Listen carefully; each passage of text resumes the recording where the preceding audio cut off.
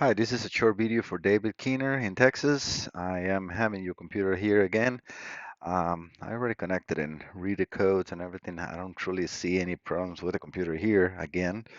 Um, it's going to be a little hard for me to completely test everything without the whole thing. I want to show you that I have another computer here. This is a 225 DTS. It's a Verado as well. He sent us total actuator, the shift control arm, and the module, so I can communicate between the control, the DTS control module, having everything I need to have the control arm or electronic. Um, Let me see how they name that. Well, I'll post a picture so you can see it. It's just actually, let me do it. So if we go over to my DTS manuals, right here, let me just put this on the list. So I find it right here quick. So yeah, what I need in order to complete test your system, if you cannot diagnose is there, I will need everything. This is a network communication system. That's what they call a digital throttle and switch. It's no actual wires. I mean, it's just electronic wires. Um, we can shift down to the Verado. Let me just look for that. Theory operation. We're talking about, yeah, the electronic remote control. They call it the accelerator or command in the front. We have also the command module, which is, a very important part. They talk about candidate 1 and 2, what the number 2 is actually just in between the command module and the DTS. So candidate 1 is for all the gauges and etc. And it will work if by any chance you lose candidate 2, it will send the signal to digital throttle and switch and just to get you safe so you don't lose control of the throttle and shift them. Um, so that's just, the electronic shift control. This is more literature, terminating resistance, different modes. Let me go over to, all right, this is for the Verados. I'm just going very quick. It's just the connections on the throttle actuator. Um, Actually, let me go back. Um, yeah, no, actually, let me show you the actual wiring. Where is this right here? Color diagrams right here. So you get to understand a little more on how this works. So this is your command module. This is the one that takes in charge of everything. So we have your shifter, accelerator, right? Everything will go to the command module, and then on CAN network 2, it will be sent over to the computer. Um, Sometimes it's a little hard to diagnose this part because it's not part of the computer. So the only thing that I can make sure it's active is CAN network 1 and 2, that the computer can turn on the driver for the shifting position, the shifter, and we can go neutral or reverse and gear forward. And that's the same test that I always do. It has so far worked well without the necessity to have everything in here. If you have a problem in the boat that you cannot diagnose and you want us to help you, we can do that. Definitely, it's going to be a different charge for that, but I will need the entire system. I don't worry about harnesses. I can do all the harnesses in here.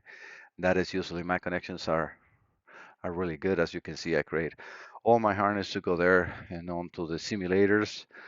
So that's not a problem. All right, so going into tests, I'm going to start now the test on. This is again a 225 Verado, as you can see there. So the first test that I do, let me put that in neutral. As you can see, it went to neutral. And I had just a test slide. This is to make sure the computer can activate that. That is exactly the shifter uh, driver, so it's able to be controlled. If it would be a problem on the driver, immediately the computer will set up a code for that, and I don't see that in your history. I see that you drawn this computer or your computer right here for like 30 or 40 minutes. We'll go over to the history in a second with you. But so the test that usually I do here, you can do two different ways, and you can do this on the boat. So either see the um, pit in there where it says shift position. I can go into gear, and then I can go into forward. It will say gear, but it's going to, and then reverse. And then when I go back into gear, I can put them into neutral. So that's one way. The second way is to go into test, and then I can check the control, the electrical shift control. I can check the throttle, electronic throttle control, and that's what I have here because I can run it to zero to maximum position, and I run with an amp clamp, same thing with a shift actuator with an amp clamp into the control, not the control, the actuator, actual power and ground, which are, I can show you that in a second. I think I have those pictures open, yeah. So let me open the other one as well. I have this so you can see what pins you need to see. So in the actual actuator, pins 3 and 5 are the motor drive, which will be changed battery depending on the reverse or forward, right? There is also another test you can run, and this is what Mercury recommends. Let me take you over to that.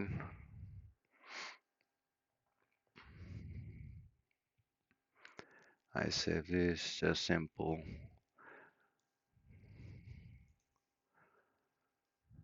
Should be just simple too. Description, test. Sorry, I'm looking for that too. Oh, right here. It's next to each other.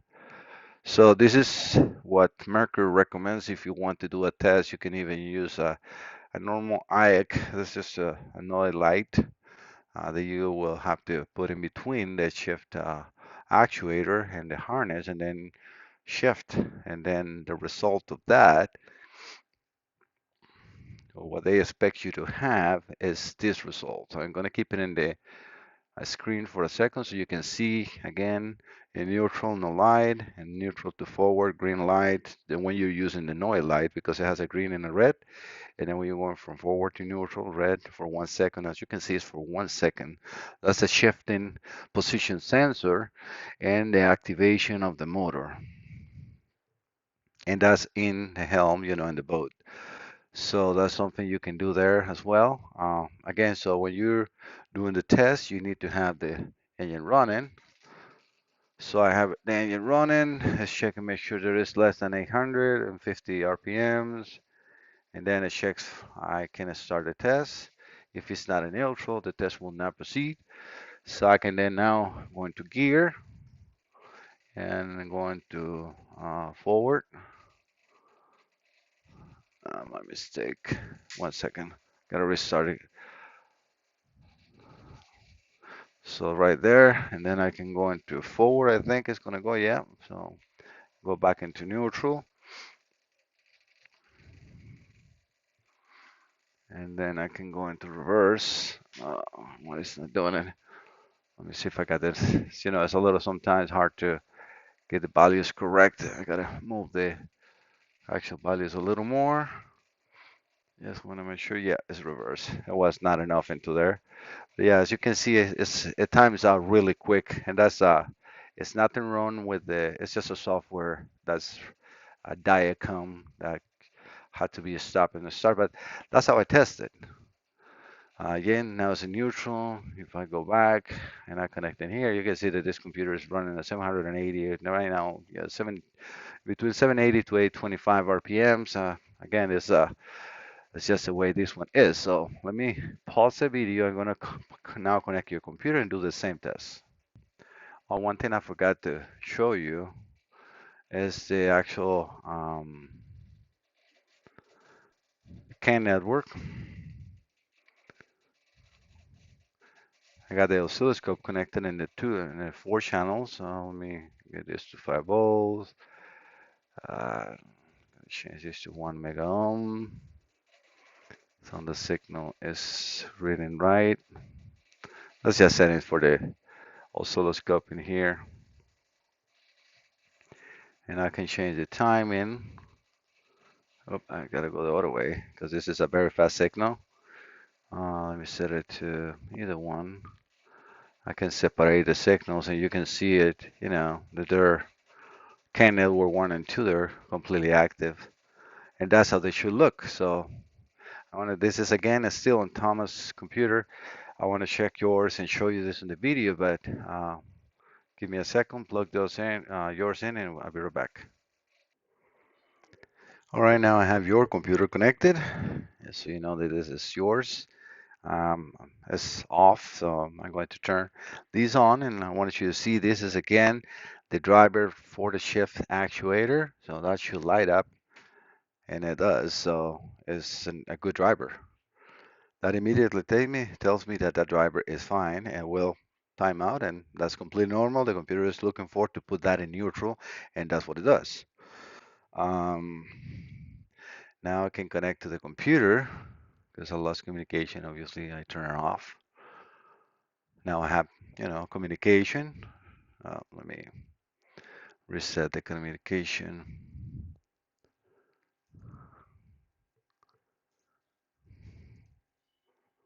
Okay, perfect. So I'm going to do the same thing. We're now showing reverse switch. Um, yeah, we got neutral right there, as you can see. I can change it to reverse, then go back forward, neutral.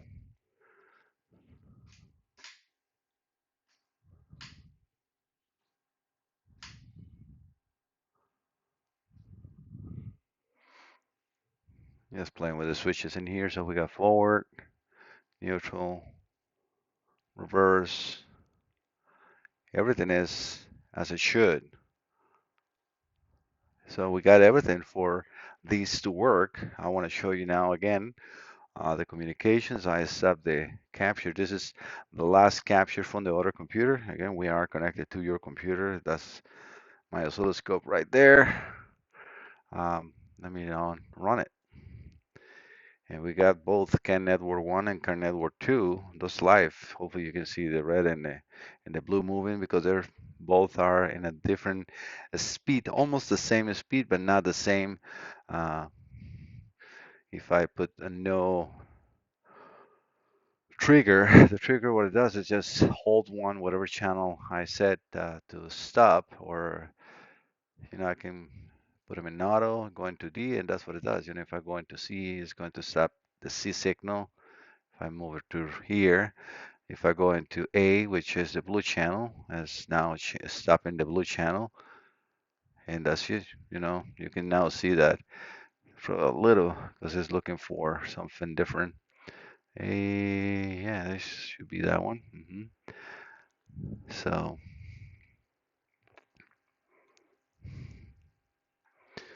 that's what I picked as D because it's the one that I can stop it a lot easier